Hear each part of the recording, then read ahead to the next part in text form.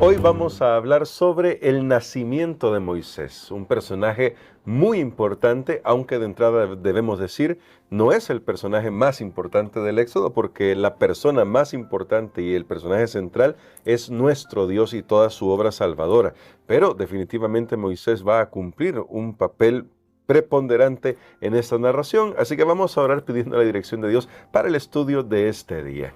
Querido Padre, gracias por tu palabra que ilumina nuestros pensamientos, nuestras mentes, nos ayuda a poner el marco correcto en torno a cómo tú intervienes en la historia y te imploramos que nos ayudes para que la lección que aprendamos nos permita vivir con esperanza hoy en medio de las crisis de este mundo. Lo pedimos en el nombre de Jesús. Amén. Amén. Para este día, Pastor Ani Perla, mientras reflexionamos al inicio de la historia del Éxodo y donde aparece la historia del nacimiento de Moisés, va a resultar bastante interesante un poco la ironía con la que se escriben estos 10 primeros versículos del capítulo 2, que los vamos a leer porque hay bastantes elementos aquí que me gustaría consultar con el pastor, pero que demuestran cómo Dios está preparando todo el escenario para lo que va a suceder. En estos 10 primeros versículos vamos a ver parte de la primera parte de la vida de Moisés, hasta los 12 años, por ahí, y luego este mismo día vamos a abordar hasta los 40 años, así que va a ser rápido porque la Biblia no nos dice mucho. Pero me gustaría leer, pastor, estos primeros 10 versículos, porque yo creo que cuando un hebreo volvía a leer esta historia pensaba, vaya, mientras que el faraón trata de usar el río Nilo para destruir a los hebreos, a mi pueblo, Dios usa el río Nilo para salvarlo. Dice acá, desde el verso 1, un varón de la familia de Leví fue y tomó por mujer a una hija de Leví, la que concibió y dio a luz un hijo, y viéndole que era hermoso, le tuvo escondido 3 meses. Pero no pudiendo ocultarle más tiempo, tomó una arquilla de juncos y la calafateó con asfalto y brea, y colocó en ella al niño y lo puso en un carrizal a la orilla del río. Y una hermana suya se puso a lo lejos para ver qué le acontecería. Y la hija de Faraón descendió a lavarse al río, y paseándose sus doncellas por la ribera del río, vio ella la arquilla en el carrizal y envió una criada suya a que la tomase. Y cuando la abrió, vio al niño, y he aquí que el niño lloraba, y teniendo compasión de él, dijo, de los niños de los hebreos es este. Entonces su hermana dijo a la hija del Faraón, iré a llamarte una nodriza de las hebreas para que te críe este niño. Y la hija de Faraón respondió, ve. Entonces fue la doncella y llamó a la madre del niño, a la cual dijo la hija del Faraón, lleva a este niño y críamelo, y yo te lo pagaré. Y la mujer tomó al niño y lo crió. Y cuando el niño creció, ella lo trajo a la hija del Faraón, la cual lo prohijó y le puso por nombre Moisés, diciendo, porque de las aguas lo saqué. Voy a tener ahí porque en esta primera parte, pastor, hay algunos elementos que me parecen interesantes. Tal vez en español no los notamos, pero en hebreo, cuando habla del niño hermoso, es imposible no recordar la creación, porque esto es importante a la hora de presentar a quien será el libertador del pueblo de Israel de Egipto. Bueno, realmente la historia de Moisés es una historia extraordinaria, como lo encontramos en la palabra de Dios, que incluso aún en ambientes seculares como podemos decir la industria del cine, Sí. ha hecho algunas producciones por ahí, por supuesto, no siempre apegadas al relato bíblico, pero lo que indica es la gran influencia que tuvo la vida de Moisés en muchos sentidos. Pero ahora quiero decir lo siguiente para responder a esa pregunta, hermano Gerson. Siempre que Dios va a hacer algo en el mundo, Él envía un niño. Amén. Y eso es algo bien importante. Debemos ver como padres Sí. el nacimiento de los hijos como una bendición de Dios y como una obra de Dios en este mundo.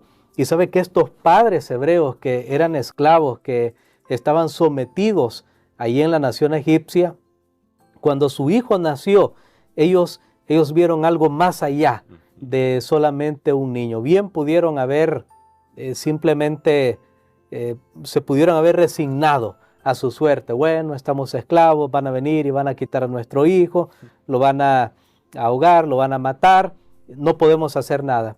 Sin embargo, ellos de alguna manera, bueno, y lo dice el Nuevo Testamento, el autor de Hebreos dice, ellos tuvieron fe. Amén. Por la fe, ellos vieron a su niño hermoso, porque justamente esta era la época ya donde Dios iba a enviar un libertador.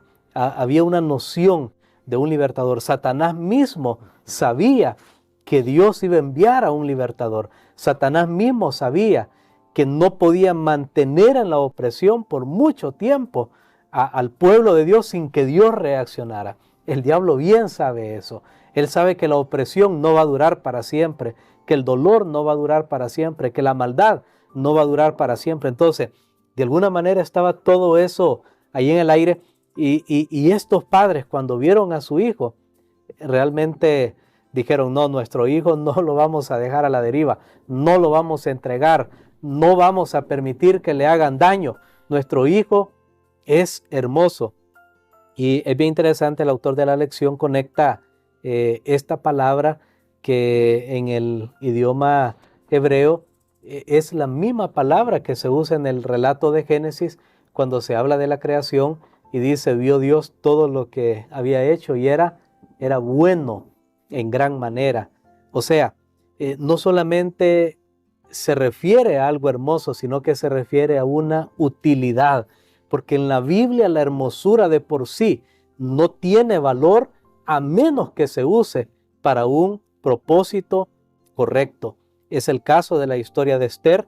No hay duda que Esther era una joven muy hermosa, según lo dice el relato bíblico, para haber ganado un concurso de belleza, pero de nada hubiera servido esa belleza si ella no lo hubiera puesto al servicio de Dios y del prójimo. En este caso, Moisés mismo, que escribió este relato, hace la conexión, usa esta palabra para denotar que en las manos de Dios Él va a llegar a ser un instrumento de salvación para su pueblo. Aunque Él está escribiendo esto ya en retrospectiva, sí, pero desde el punto de vista de Dios, el nacimiento de Moisés estaba por cumplir un gran propósito. Y tanto es así, pastor, y siempre me ha llamado la atención, porque estudiando estos pasajes anteriormente, buscando esta palabra arquía, también es la misma palabra para arca cuando se salvan las 8 personas del diluvio en hebreo. Claro está, aquí aparece otra palabra, porque aparece la palabra arquía, porque era más chiquita, pero es porque Dios está preparando el terreno para obrar salvación.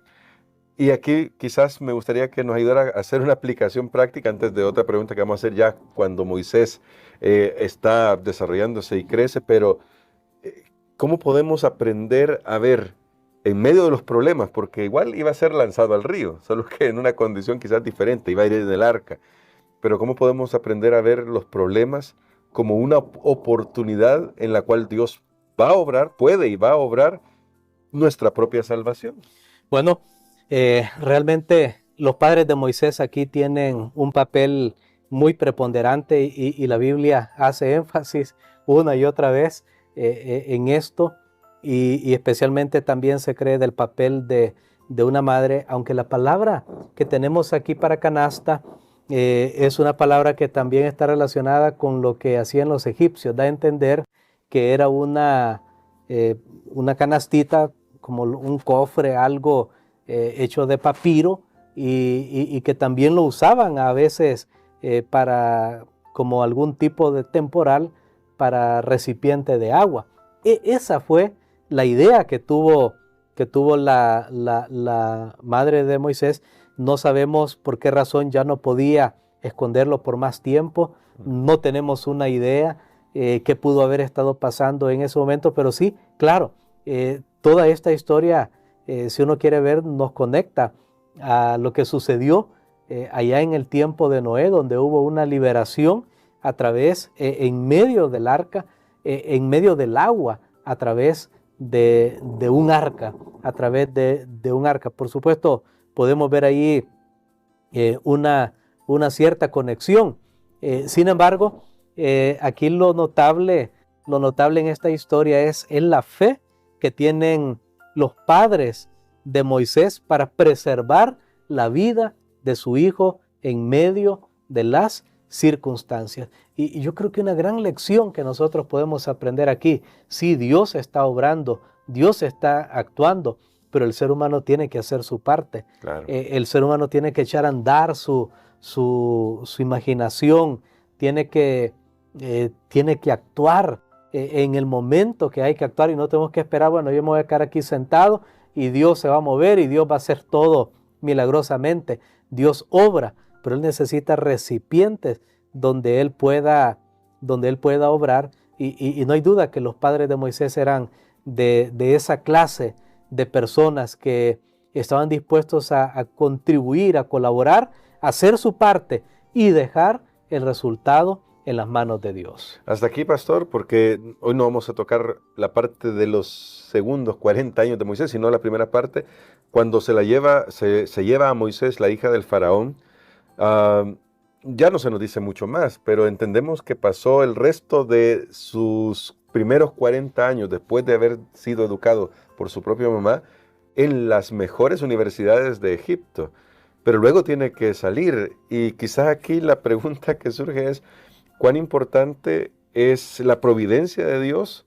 Que al final Dios mismo tiene que decidir, tienes que arreglar algunas cosas, tienes que desaprender algunas cosas que has aprendido acá, pero hay algunas que has aprendido que te van a servir para la tarea que voy a encomendarte. Aquí el tema sería cómo esperar y confiar en la providencia de Dios. Totalmente, bueno, es una historia, como usted lo narraba al principio de esta lección, de este día, llena de contrastes, a veces de ironías. O sea, ¿cómo es posible que los egipcios que estaban intentando destruir a los varones, y ahora viniera una reina y ella decidiera hacer suyo a un niño que se sabía que era hebreo, muy probablemente el color de la piel?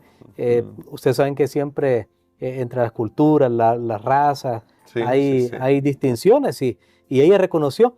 Pero cuando uno estudia en la historia, hermano Gerson, bien interesante, parece que en ese momento de la dinastía egipcia, miren cómo obra la providencia divina, y esto es algo extraordinario, parece que en ese momento había como una vacante varonil.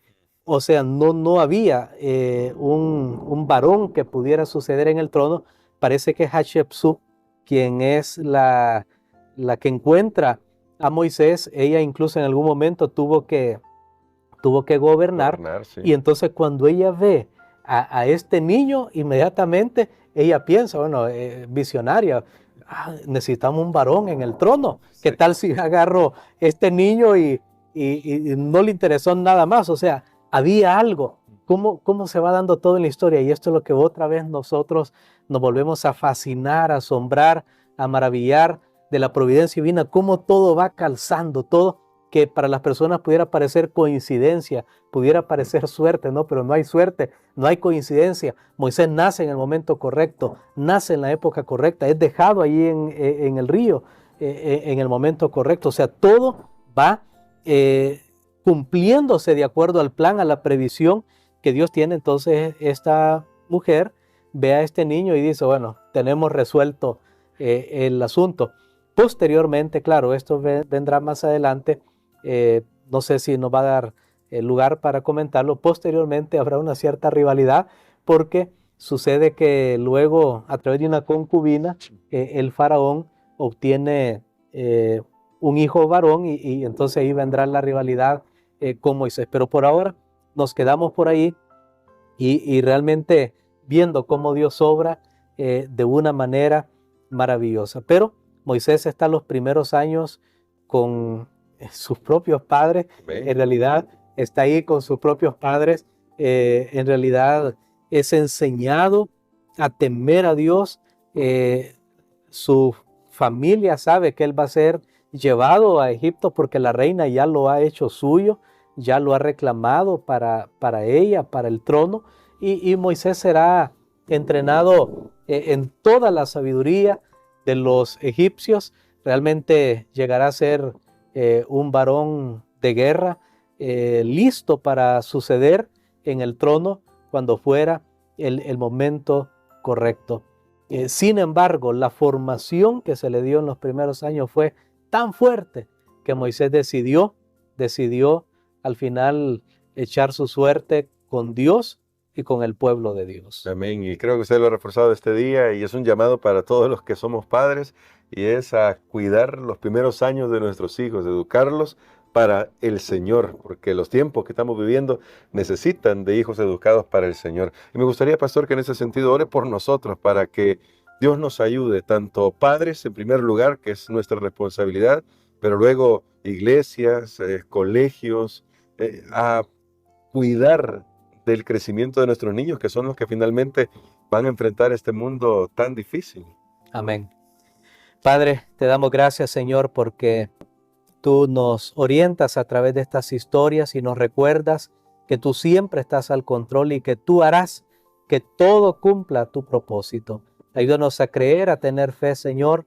También oro en este momento por todos aquellos padres, por todos los que somos padres y madres, por todos aquellos, Señor, que tú has encomendado también la responsabilidad de educar a los niños para que los vean como un don de parte del cielo y que ellos también pueden cumplir una misión. Te pido, Señor, que nos ayudes para estar prestos para hacer nuestra parte y confiar el resultado en tus manos. Lo pedimos en el nombre de Jesús. Amén.